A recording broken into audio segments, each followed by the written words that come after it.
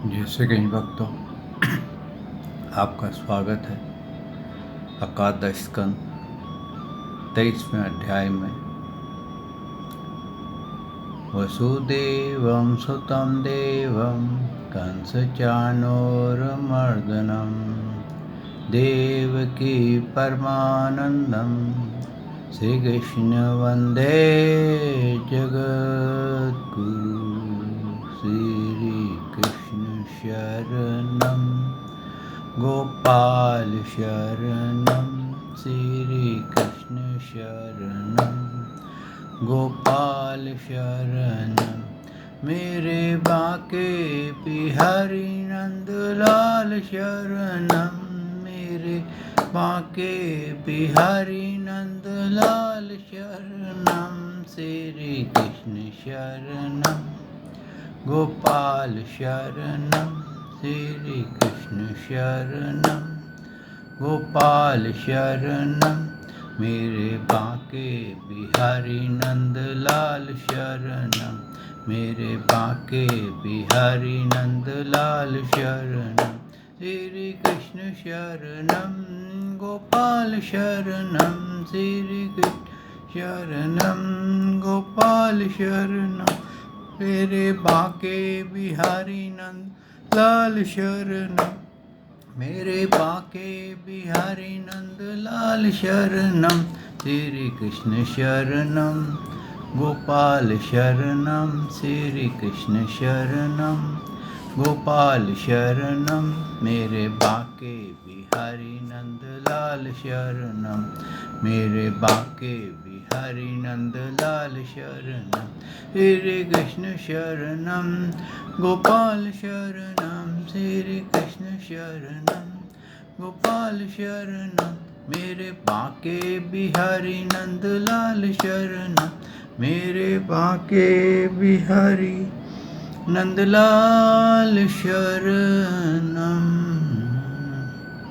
बोल भगवान श्री कृष्ण की जय, श्री नंद के लाला की जय, श्री देवकी नंदन श्री कृष्ण की जय, श्री द्वारकाधीश भगवान श्री कृष्ण की जय। बोल देवादिदेव पूर्ण ब्रह्म भगवान श्री कृष्ण की सदा ही जय। जय श्री कृष्ण भक्तों, आपका स्वागत है। ये आज एकादश यानी कि 11वां स्कंद 23वें अध्याय में। भक्तों, उद्धव जी का प्रश्न था कि जो व्यक्ति अपने सके संबंधी से तिरस्कारित होता है, उसका हृदय बिंद जाता है और वो बड़े अपमानित हो जाता है, तो उसका जो कल्याण है वो नहीं हो सकता। क्योंकि जब अपने ही उसका उपहास उड़ाने लग जाते हैं, अपने ही उसका मजाक उड़ाते हैं, तो उसके लिए जीना दुष्कर हो जाता है और हालात यहाँ तक आ जाते हैं कि वो आत्महत्या के लिए भी तैयार हो जाते हैं। तो इसी को भगवान ने ध्यान में रखते हुए एक प्रतीक्षु ब्राह्मण का इतिहास उन्होंने सुनाया कि ब्राह्मण के साथ भी वैसे ही था कि जैसे कि आप जानते हैं, एक होता है खानदानी रईस, एक होते हैं नए नए रईस। जो खानदानी रईस होते हैं वो नदी की तरह चलते हैं, आवाज़ नहीं करते, हर किसी का आदर करते हैं, मान करते हैं और दिखावा बहुत कम करें, कभी ही नहीं करेंगे। और जो नए नए रईस होते हैं वो अपने डिज़ाइनर शर्ट्स, डिज़ाइनर चीज़ों को पहन पहन करके लोगों को दिखाएंगे और बताएंगे देखो हम कितने पैसे वाले हैं, और बात बात में दूसरों को छोटा दिखाने की कोशिश करेंगे, उनका मजाक उड़ाने की कोशिश करेंगे। और अगर कोई गलती से उनका मजाक उड़ा दे तो इतना बड़ा इशू ले लेंगे कि जिसको कोई कहने की बात ही नहीं है। समझो कि जैसे मालूम नहीं कोई पहाड़ी फट गया हो। तो उन्होंने जो बताया वो बिल्कुल वही है जो इस ब्राह्मण के साथ हुआ। इसके बाद जब नया धन आया तो एक तो कंजूसी आ गई। जब धन बढ़ता है ना वक्त, तो कई बार कंजूसी आ जाती है, खर्च नहीं किया जाता है, क्योंकि उसकी फिगर्स बढ़ते हुए बड़ा मज़ा आता है। हालांकि धन तो बैंकों में पड़ा है, लेकिन फिगर्स नज़र आती हैं कि मेरे पास इतना हो गया, इतना हो गया, ये हो गया। तो भक्तों, अब जब तक उसके टाइम उसकी फेवर में था, उसका धन बढ़ रहा था। और ये जीवन में बहुतों के साथ ऐसा होता है कि टाइम सदा एक जैसा अनुकूल नहीं चलता है, कभी फेवर में चलता है, कभी प्रतिकूल चलता है। और ऐसा कहना कि नहीं ये सदा फेवर में ही रहेगा, इसके कभी रिवर्स नहीं होगा, तो भक्तों बड़े बड़े जो बादशाह लोग थे, राजा बादशाह, आप हिस्ट्री देखिए, जिनका कि कभी ऐसा कहा जाता था कि इनके बादशाहत कभी ख़त्म नहीं हो सकती, वो कहाँ गए, समाप्त हो गई। उस समय जो लाइटें थी, जो उनका शौक़ था, जो उनका नाम था कि भाई ये तो पीढ़ी दर पीढ़ी बस ये तो बादशाह के ही घराने में चलेंगे, तो कहाँ गए, समाप्त हो गए। समय हर चीज़ को भक्तों समाप्त कर देता है, लेकिन जो इस चीज़ को समझ जाता है, अपने मन को काबू रखता है, अपनी बुद्धि को काबू रखता है, जिसको कहते हैं माइंड मैनेजमेंट, अगर उसको आती हो तो भक्तों वो कभी विफल नहीं होता है, हमेशा प्रसन्न रहेगा। और जो आदमी प्रसन्न रहेगा उसका भाग्य सदा उदय रहेगा। और जो कुड़ता रहेगा, कोशिश करेगा दूसरों को नीचा दिखाऊं, दूसरों का बुरा बोलूं, बदनामी करूं, अपने आप को दिखाऊं कि मैं बहुत अक्लमंद हूं, कहते हैं ना, ज्ञानवान, बुद्धिवान, रूपवान, धनवान, विद्यावान, सारे वान उसमें लगे हुए होते हैं। और जिसमें वान लगे हों वो कभी चैन से नहीं बैठ सकता। जैसे भीष्म पितामह को कितने वान लग गए थे, और अंतिम समय उनकी क्या हालत थी। उसके बावजूद उन्होंने, कहते हैं ना, अपने मन को ऐसा कंट्रोल कर रखा था कि भगवान को अंतिम समय पे आना पड़ा था। तो ये होती है भक्तों माइंड मैनेजमेंट, ये होती है भक्ति। अब तक ये तितिक्षु ब्राह्मण के पास धन था तो किसी को पैसा नहीं देता था, हर एक किसी की बेइज्जती कर देता था, हर एक के साथ बुरा व्यवहार करता था, जैसे हमने श्रवण किया है। और अचानक वो धन एक दिन समाप्त हो गया। ऐसा समाप्त हुआ, कुछ रिश्तेदार खींच के ले गए, कुछ कहते हैं आपदा आ गई, परले वगैरह पानी आ गया, फ्लड्स आ गए, उसमें चला गया। कुछ गवर्नमेंट जो उस वक़्त का राजा था वो खींच के ले गया कि भाई इसने अपना वो नहीं दिया है, टैक्स नहीं दिया है। तो इस तरह से उन्होंने ये सारा अपना धन उसका समाप्त हो गया। और जब समाप्त हो गया, अब उसकी हालत ये हो गई कि उसको भिक्षा मांगने की नौबत आ गई। इतनी बुरी हालत में पहुंच गया कि भिक्षा मांगने की नौबत आ गई। अगर आपको लगता हो ये खाली कहानी है, तो भक्तों, आप जब हिंदुस्तान पाकिस्तान बना था तो उसमें कई रईस ऐसे आए थे जो पाकिस्तान में बहुत रईस थे, अमीर थे, लेकिन जब वो हिंदुस्तान में प्रवेश किए थे तो उनको सराय में रहना पड़ा था, उनको भिक्षा मांग के खानी पड़ी थी, मदद लेनी पड़ी थी। भले ही बाद में उन्होंने मेहनत करके खूब धन वापस कमा लिया हो, लेकिन ऐसा भी समय आता है। कब बहुत बार इंसान पे वक्त, कहते हैं ना, भगवान किसी के ऊपर बुरी नज़र ना डाले और ऐसा वक्त किसी को ना दिखाए। आइए भक्तों, अब इस भागवत को आरंभ करते हैं। सच्चिदानंद रूपाय विश्वोत्पत्ते आदिहेतवे तापत्रय विनाशाय श्री कृष्णाय वयं नमो नमः। श्रीकृष्णाय वयं नमो नमः। श्रीकृष्णाय वयं नमो नमः।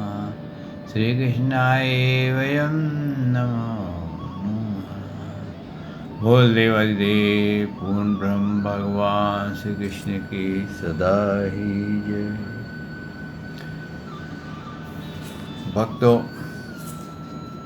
अब क्या था, ऐसी हालत देख करके, उसका तिरस्कार अपना देख करके, धन खोया हुआ देख करके उसका मन अब रोने और पछताने लगा। अब वह ब्राह्मण मन ही मन कहने लगा, हाय हाय, बड़े खेद की बात है, मैंने इतने दिनों तक अपनों को व्यर्थ ही इस प्रकार सताया। जिस धन के लिए मैंने सर तोड़ परिश्रम किया, वह ना तो धर्म के कर्म में लगा और ना ही मेरे सुख भोगों की ही काम आया। प्रायः देखा जाता है कि कृपण पुरुष को धन से कभी सुख नहीं मिलता। इस लोक में तो वह धन कमाने और रक्षा के चिंतन में जलते रहते हैं और मरने पर धर्म न करने पर के कारण नरक में गिरते हैं। हाँ भक्तों, उसके अंदर कहते हैं ना, जब दुख होता है तो उसके सारे ज्ञान बुद्धि जागृत हो जाती है। क्यों? सब अहंकार जो होते हैं वो समाप्त हो जाते हैं। और ये हकीकत है भक्तों कि अहंकार हमारे क्या करता है कि हमारे को ना तो सुनने देता है, ना देखने देता है, ना समझने देता है। वो मैं करता है, और कहते हैं ना, जो मैं करता है वो छुरी के तले आ जाता है।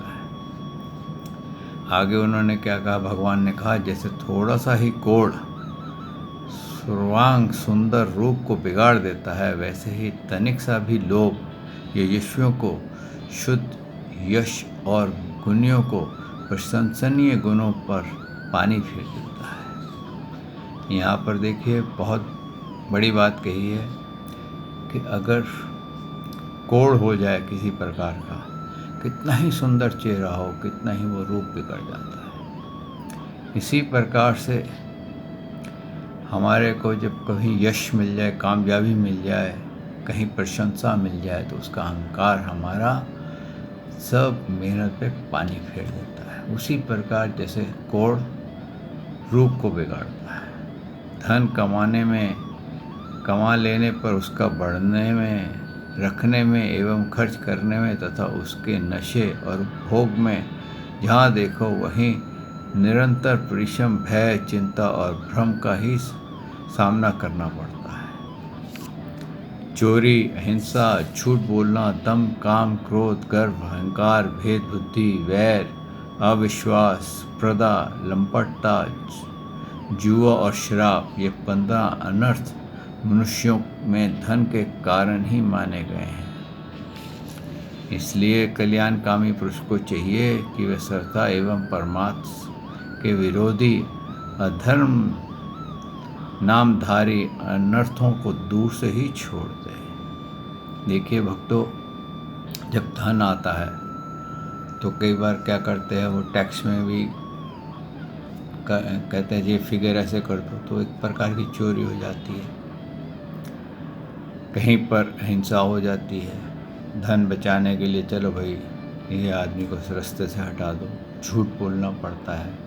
कई व्यापारी अक्सर झूठ बोलते हैं कि मान लीजिए उसको कोई 50 रुपये मीटर की चीज़ आएगी, कपड़ा आया एग्जाम्पल, और वो बेच रहा है 65-70, और जब उससे पूछा भाई ये भाव, ये तो बहुत ज़्यादा है, वहाँ तो कम है। नहीं जी, मेरी खरीदी ही 60 रुपये है, तो उसी के ऊपर मैं 10% कमा रहा हूँ, इसमें कौन सी बुरी बात कर रहा हूँ।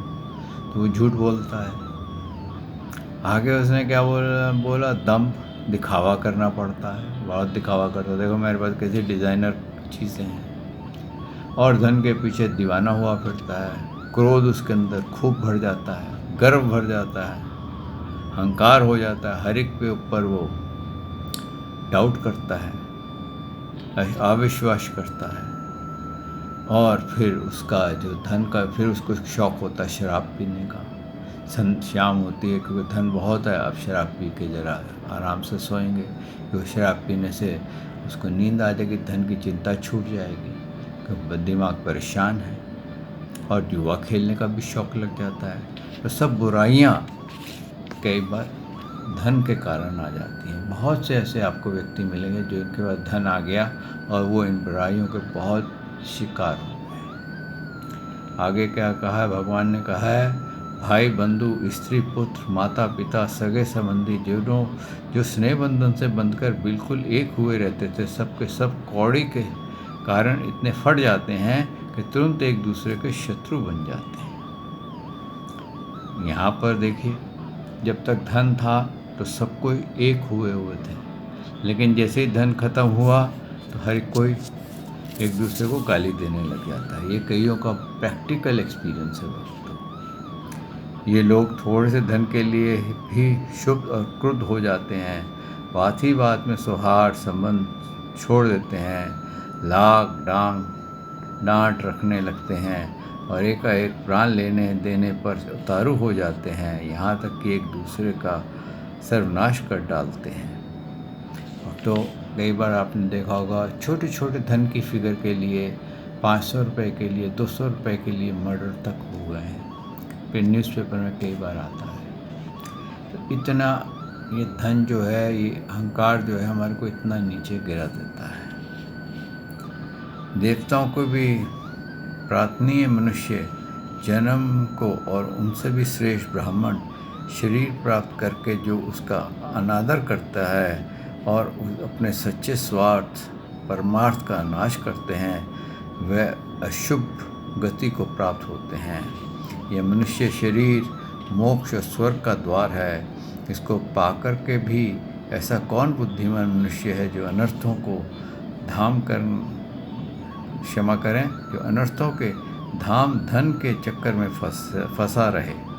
जो मनुष्य देवता, ऋषि, पितृ, प्राणी, जाति, भाई, कुटुंबी और धन के दूसरे भागीदारों को उनका भाग दे करके संतुष्ट नहीं रखता और न स्वयं उसका भोग करता है, तो यक्ष के समान धन की रखवाली करने वाला कृपण तो अवश्य ही अधोगति को प्राप्त होता है। वह अपने कर्तव्य से च्युत हो गया है। मैंने परमात्मा में अपनी आयु, धन और बल पुरुष में खो दिए हैं।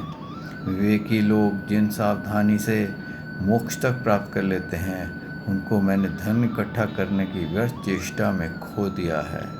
अब बुढ़ापे में कौन सा साधन करूँगा, मुझे मालूम नहीं होता कि बड़े बड़े विद्वान भी धन की व्यर्थ तृष्णा से निरंतर कुछ दुखी रहते हैं। हो न हो अवश्य ही यह संसार किसी की माया के अत्यंत मोहित हो रहा है। यहाँ पर भक्तों, इस प्रकार से भगवान ने एक्सप्लेन किया कि खास उन लोगों के लिए जो ज्ञानी हैं और वो भी कई बार ज्ञान छोड़ करके धन कमाने के चक्कर में पड़ जाते हैं। जो बड़े बड़े आश्रम चलाते हैं वो भी धन के चक्कर में पड़ जाते हैं। और जो शरीर मोक्ष के लिए प्राप्त हुआ था, उसको धन कमाने के लिए प्रयोग किया जाता है और अपना सारा परमार्थ जो भगवान का मोक्ष प्राप्त करना था या स्वर्ग प्राप्त करना था, वो हमारा समाप्त हो जाता है। कहते हैं इस तरह से हमारे को अपना संयम रखना चाहिए, और जब संयम नहीं हो तो हमारी कोई भी हमारी रक्षा नहीं कर सकता। हमारा मन का अगर संयम नहीं हो हर चीज़ में, तो हमारी इंद्रियां अगर हमारे बस में नहीं है, मन हमारे अधीन नहीं है, निरंतर में नहीं है, तो हम दुख पे दुख भोगते चले जाएंगे। आगे भगवान ने यही कहा कि उद्धव जी, उस उज्जैन निवासी ब्राह्मण ने मन ही मन इस प्रकार निश्चय करके मैं और मेरे पन की गांठ खोल दी। उसके बाद वह शांत होकर मौनी सन्यासी हो गया। अब उसके चिंतन में किसी भी स्थान, वस्तु या व्यक्ति के प्रति अनासक्ति ना रही। उसने अपना मन, इंद्रियों और प्राणों को वश में कर लिया वह पृथ्वी पर स्वच्छंद रूप विचरने लगा। वह भिक्षा के लिए नगर और गांव में जाता अवश्य था, परंतु इस प्रकार जाता था कि कोई उसे पहचान ना पाता था। उधर जी वह भिक्षु अवधूत बहुत बूढ़ा हो गया था। दुष्ट उसे देखते ही टूट पड़ते थे और तरह तरह से उसका तिरस्कार करके उसे तंग करते थे। कोई उसका दंड छीन लेता था, तो कोई भिक्षा पात्र ही झटक लेता था, कोई कमंडलू उठा लेता था, ले जाता था, और कोई आसान रुद्रमाला और कंथा ही लेकर के भाग जाता था। क्षमा करें, कोई कमंडलू उठा ले जाता था, कोई आसन और कोई रुद्राक्ष माला और कंथा ही लेकर के भाग जाता था। कोई तो उसकी लंगोटी और वस्त्रों को इधर उधर डाल देता था, कोई वह वस्तु देकर और कोई दिखा करके फिर छीन लेता था। जब वह अवधूत मधुकारी मांग के लाता और बाहर नदी तट पर भोजन करने बैठता, तो पापी लोग कभी कभी उसके सिर पर मूत देते तो कभी थूक देते। वह लोग उस मोहनी अवधूत को तरह तरह से बोलने के लिए विवश करते, और जब वह इस पर भी ना बोलता तो उसे पीटते। अब देखिए भक्तों, अक्सर आपने देखा होगा बहुत सारे, मेरा एक ऐसा पर्सनल एक्सपीरियंस है, ये हरकत मैंने ट्रेन के अंदर देखी थी। एक भिखारी भीख मांग रहा था, अपने शर्ट उतार करके ट्रेन में झाड़ू सा लगा रहा था, और एक वहाँ पर पैसेंजर था, उसके मन में ना जाने क्या आया, उसने उठ करके उसको लातों से मार के डब्बे से बाहर कर दिया। और उससे जब पूछा गया, भाई तूने ऐसा क्यों किया, इसने कुछ तेरा लिया है? कहता नहीं, मेरे को भिखारी को देख करके गुस्सा आता है। अब बताइए, तेरे को देख के गुस्सा आता है कि भगवान ने तेरे को अच्छा समय दिया है, तू एसी डब्बे में बैठा हुआ है, हाँ, और वो बेचारा पता नहीं खाना भी खाया है कि नहीं खाया, उसको तूने पीट पाट दिया क्योंकि वो गरीब है, भिक्षा मांगता है। तो ऐसे ही वक्तों जो कृपण हो जाते हैं, उनको बहुत से लोग इस तरह की हरकतें करते हैं। लेकिन इस भिक्षुक की साहस देखो, इसकी समझ देखो कि इसने, कहते हैं ना, माइंड मैनेजमेंट कर लिया था। इतना कुछ होने पर भी ये कभी भड़का नहीं, कभी दुखी नहीं हुआ। अगर दुखी भी हुआ तो अपने अंदर ही हुआ, ये कह करके ये मेरा प्रारब्ध है, ये मेरे पुराने संचित कर्मों का फल है, मैंने जो बोया था वही काट रहा हूँ। हकीकत भी यही है भक्तों कि हम जो ये जीवन में अपना जीवन बिता रहे हैं, अच्छा बता रहे हैं या बुरा बता रहे हैं, ये सब हमारे संचित कर्मों का फल ही है। यानी कि आपकी संचित कर्मों का इंटरेस्ट आपको मिल रहा है। जैसे आपने बैंकों में पैसा जमा किया और उसका महीने का इंटरेस्ट आता हो, उसी प्रकार से ये संचित कर्मों का इंटरेस्ट है कि आपको मान, इज्जत, यश, उपयश, ये सब उसका ही देना होता है। शारीरिक, सांसारिक, मानसिक सुख और दुख भी उसी का ही होता है। अथवा ये जो है हमारा शरीर, ये पूर्ण रूप से कहते हैं कि हमें मिला ही, जब मानव देह मिली है तो भगवान ने हम पे बहुत कृपा की है कि हमारे को मोक्ष देने के लिए ये शरीर दिया है। कहते हैं इसके बाद जो था उसके साथ ऐसी होता था और वो कुछ नहीं बोलता था। फिर उस ब्राह्मण कहता था, मेरे सुख अथवा दुख के कारण ना तो मनुष्य है, ना देवता है, ना शरीर है, ना ग्रह कर्म है, और ना ही काल आदि ही है। श्रुतियाँ और महात्मा जन मन को ही इसका परम कारण मानते हैं, और मन ही इस सारे संसार के चक्र को चला रहा है। सचमुच यह मन बहुत बलवान है। इसी ने विषयों में उनके कारण गुण और उनसे संबंध रखने वाली वृत्तियों की सृष्टि की है। उन वृत्तियों के अनुसार ही सात्विक, राजस और तामस अनेक प्रकार के कर्म होते हैं, और कर्मों के अनुसार ही जीव की विधि गतियाँ होती हैं। मन ही समस्त चेष्टा करता है, उसके साथ रहना पर भी आत्मा निष्क्रिय ही है। वह ज्ञान शक्ति प्रधान है, मुझ जीव का सनातन सखा है और अपने लुप्त ज्ञान से सब कुछ दिखता रहता है। मन के द्वारा ही उसकी अभिव्यक्ति होती है। जब वह मन को स्वीकार करके उसके द्वारा विषयों का भोता बन जाता है, तब कर्मों के साथ असक्ति होने के कारण वह उनसे बंध जाता है।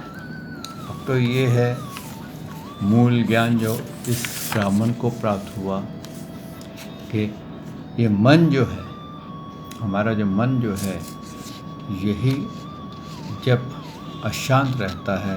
अब देखिए, व्यक्ति सुसाइड क्यों करता है? इसलिए करता है कि वो मन से ऊब जाता है, मन के प्रश्नों से, उसके तंग आने से वो ऊब जाता है और उसको लगता है कि मैं सुसाइड कर लूँगा तो मैं सुखी हो जाऊँगा। लेकिन सुसाइड के बाद भी ये मन साथ में जाने वाला है। जैसे कल मैंने आपको बताया था कि आप ऐसे समझिए कि एक बाल्टी है, बाल्टी में जल है और जल में सूर्य पड़ रहा है। अब बाल्टी तो शरीर हो गया, जल जो है वो मन है और जो सूर्य है वो हमारी आत्मा है। अब बाल्टी जब टूट जाती है तो उसका जल दूसरी बाल्टी में डाल दिया जाता है। अगर वो जल गंदला हो जाए, मैला हो जाए, तो क्या होगा? जब दूसरी बाल्टी में डालेंगे तो जल साफ थोड़ी ना होगा, जल तो वही गंदला होगा। तो जल तो ट्रांसफ़र हुआ लेकिन बाल्टी टूटी। तो बाल्टी टूटी यानी कि शरीर नष्ट हुआ, लेकिन वो दूसरे शरीर में फिर वैसे का वैसे ही हो जाएगा। तो इसलिए भक्तों, हमारे को अपने मन को साधना पड़ता है और यही उन्होंने कहा है कि ये मन ही आपके सुखों का और दुखों का कारण है।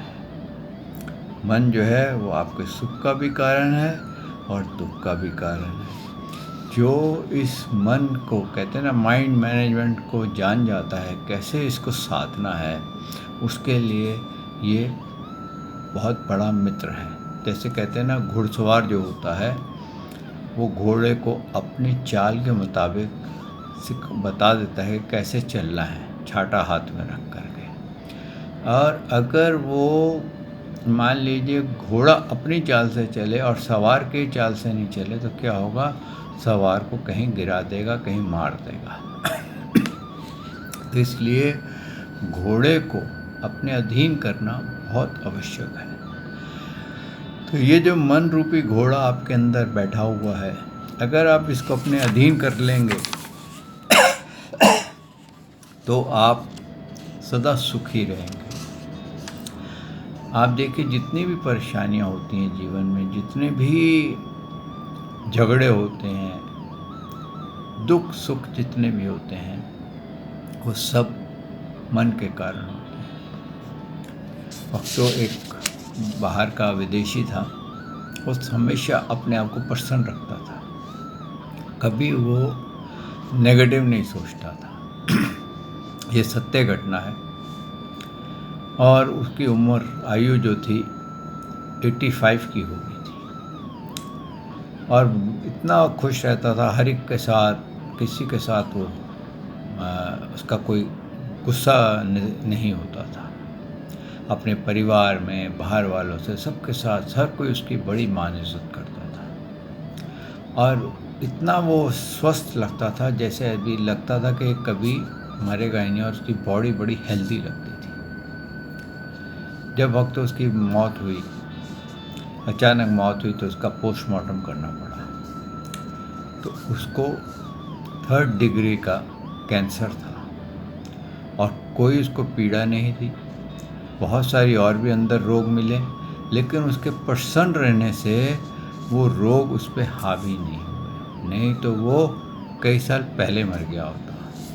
तो अब देखिए वक्तों, बड़े बड़े रोग भी जब हम प्रसन्न रहने लग जाएं, वो भी शांत हो जाते हैं। इसको बोलते हैं वक्तों अपने मन को साध लेना, अपने माइंड मैनेजमेंट कर लेना, 7 चक्कर खोल लेना। तो वो हमेशा इंसान हर हाल में सुखी रहेगा, भले ही वो कितनी ही बुरी स्थिति में क्यों ना निकलता हो। कहते हैं कि यही कारण है कि जो ज्ञानी, असली ज्ञानी होते हैं, जो समाधि लगाते हैं, वो अपने मन को शांत कर लेते हैं। और जब मन पूर्ण रूप से शांत होता है ना भक्तों, वही समाधि है। जब कोई विचार आपके अंदर ना आए तो समझ लीजिए वही समाधि है। कोशिश कीजिए, नेगेटिव विचार आए उसको पॉजिटिव में कन्वर्ट करिए, और नेगेटिव को कहते हैं अपनी हार्ड डिस्क यानी कि सब कॉन्शियस माइंड में जाने से पहले ही बाहर फेंक दीजिए, तो आप सदा खुश रहेंगे, प्रसन्न रहेंगे। आइए भक्तों, यहाँ वाणी को विश्राम देते हैं। कल प्रभु ने चाहा तो मैं आपकी सेवा में फिर हाजिर होऊंगा।